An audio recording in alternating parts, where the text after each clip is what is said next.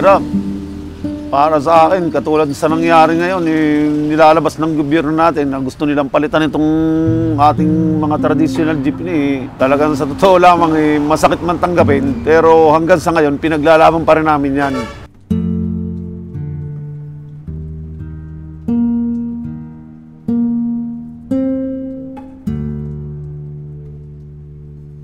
Mahigit na pong 3 dekada, 34 years na akong namasada. May asawa na po ako, bata pa pong nag-asawa. Binuhay ko po ang pamilya ko sa pamamasada mula pa po noong 1989. Para sa akin naman, talagang hinahanap na ng katawan ko to. Balibasa ito na kinamulatan kong hanap buhay. Hindi na siguro mawawala ito. Naging hanap buhay ko po ay tanging pamamasada lamang po ng traditional jeepney. Ito po yung kinabubuhay hanggang sa ngayon ng aking pamilya at dito ko po napagtapos ang 2 kong anak. Sa umaga, ako, pinakaano ko na yung alas 5. Meron talaga. Lalo na pag namasada ka maghapon, tapos medyo kulang ang kinita mo, doon ka nakakaramdam ng pagod. Abay, kailangan bumangon kasi marami tayong bayarin. Dapat bumangon ka at gawa ng pang-araw-araw na hanap buhay yan . Kuya, saglit lang!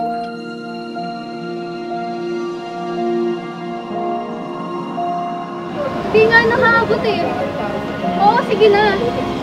Oo, hahabol ako.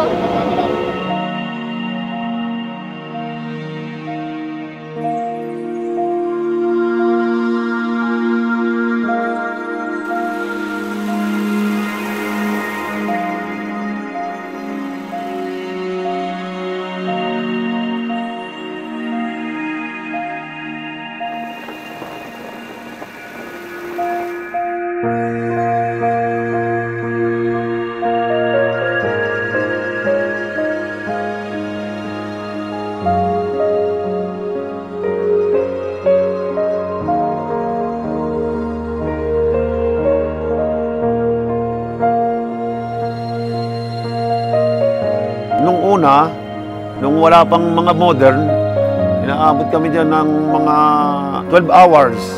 Pero sa ngayon, hindi na namin nasusunod yung gawa nga ng may mga modern jeepney na . Kagaya ko, may edad na, ay baka hindi na ako tanggapin dyan. Ako ay senior na, baka hindi na ako pwede dyan sa modernization na yan, na panukala ng ating gobyerno. Ay, bayan! Sakay na kayo, pabayan, no? Tara, kayo ba, pabayan? Tara! Diretso na to! Hindi na humanong mainit. Uy, doon na lang tayo. May aircon, no? Ay, nako, ganun na lang. Ang hirap makipagkompetensya sa mga modern jeep. Ako, sa akin lang, pakiramdam ko, wala na kaming silbi. Parang disposable ng aming mga sasakyan. Sa loob ng 34 years na ako namamasada, ngayon lang ako naka-encounter ng ganito.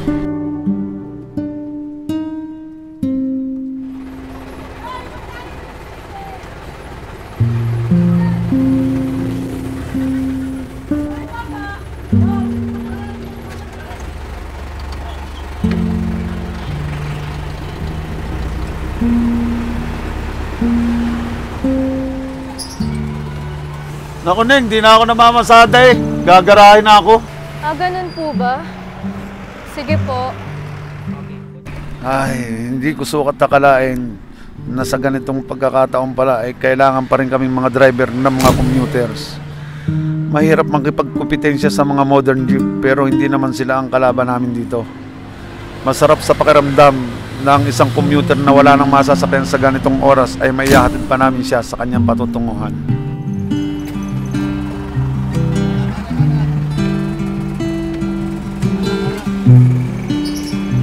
Neng, sakay ka na.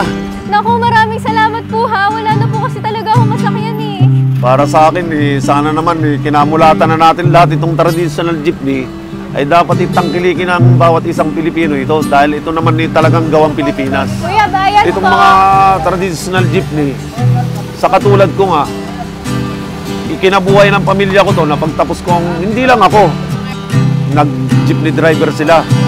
Diyan nila napagtapos ang kanilang mga anak. Hindi modernisasyon ang kalaban dito, hindi mamahaling modern jeep, hindi ang gobyerno Ang laban na to ay para sa masa, sa mga nahihirapan sa araw-araw na commute, sa mga tsoper na umaasa sa pasada. Kaya't hanggang may isang pasaherong tumatangkilik sa tradisyonal na jeep, patuloy kaming dadasig. Dasig na, dasig pa. O dasig lang, anumang suliranin, sige kapit lang. Darating din ang para sa atin, kaya laban lang. Anumang hadlang sa biyahe, patuloy lang. O dasig lang, o dasig na. Gagawin ko ang lahat, o dasig lang. Para sa munting pangarap, dasig pa. Hahamakin ang lahat dito sa biyahe ng pag-asa. Marami sa'king umaasa, hahamakin ang lahat dito sa biyahe ng pag-asa. Marami sa'king umaasa, para sa kinabukasan, hahamakin ang lahat dito sa biyahe ng pag-asa. Marami sa'king umaasa, para sa kinabukasan.